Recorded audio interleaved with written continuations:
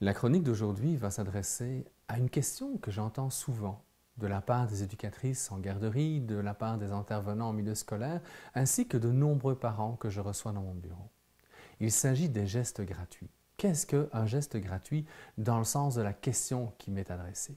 Ce sont des enfants qui, sans raison apparente, vont pousser un autre enfant, vont le griffer, vont le mordre, vont lui faire mal, vont lui prendre un jouet volontairement en le faisant pleurer, et l'adulte se retrouve souvent mal pris parce qu'il ne comprend pas pourquoi l'enfant, plus souvent des garçons que des petites filles d'ailleurs, va agir de cette manière-là.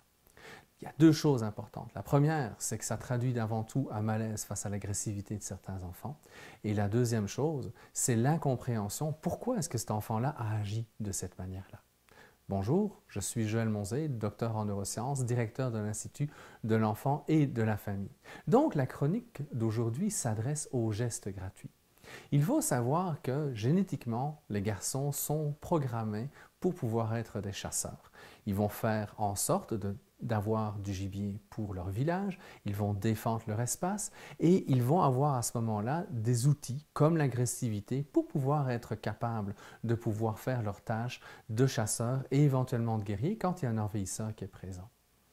La capacité de canaliser notre agressivité, pour nous les garçons, c'est vraiment un enjeu que beaucoup d'hommes malheureusement n'ont pas encore réussi. La preuve en est toutes les guerres qu'on peut trouver à travers la planète. Bref, nos enfants sont aux prises justement avec des pulsions, avec des tendances qui peuvent être agressives de temps en temps.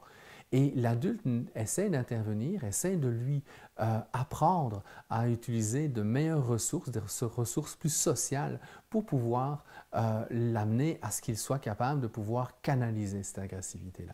C'est vraiment un enjeu. On le voit d'ailleurs dans les Walt Disney à de nombreuses reprises. Quand la princesse et le prince sont rencontrés, sont mariés parfois dès le berceau, il leur arrive toute une série d'aventures avant de pouvoir être heureux et avoir beaucoup d'enfants. Et généralement, on va retrouver deux tendances chez le prince, c'est qu'il doit soit combattre le dragon et vaincre le dragon, et ou passer à travers une forêt maléfique et s'en sortir vivant. Ces deux tendances-là représentent deux choses que les hommes doivent apprendre à gérer. D'une part, l'agressivité, donc le dragon va représenter l'agressivité que tout homme peut porter, et la forêt maléfique, ce sont les tourments que les hommes peuvent avoir. Ces deux choses-là interviennent dans toute l'expérience humaine qu'on va retrouver chez tous les êtres humains, et quelque part, les hommes, ça va être plus marqué que la femme à ce niveau-là. Et quand l'homme a réussi à vaincre soit ses tourments, soit son agressivité, il a le droit d'être heureux et d'embrasser la princesse. Pendant ce temps-là, la princesse, elle est aux prises avec autre chose. Elle est aux prises avec une vilaine sorcière. Elle est aux prises avec une personne, une marâtre, une personne qui lui veut du mal, une personne qui la brime, qui l'insulte, qui l'intimide, parfois ses deux sœurs.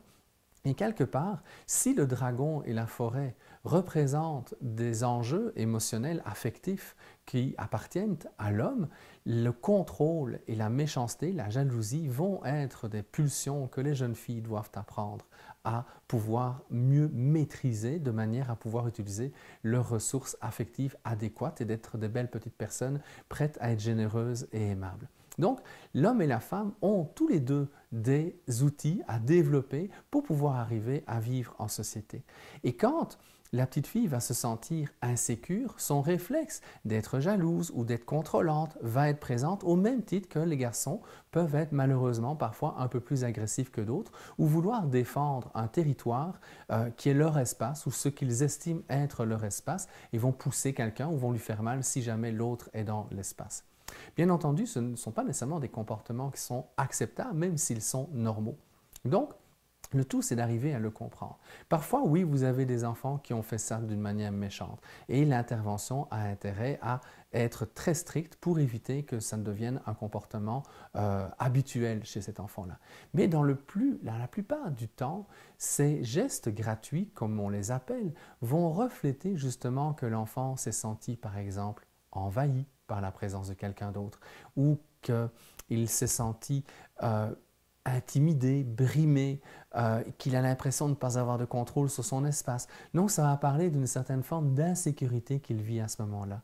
Donc, si on veut arriver à réduire les comportements agressifs et réduire les gestes de violence gratuite, il va falloir aider l'enfant à mieux comprendre pourquoi il réagit. Et souvent, c'est la bienveillance de l'adulte qui va y arriver beaucoup plus que les remontrances.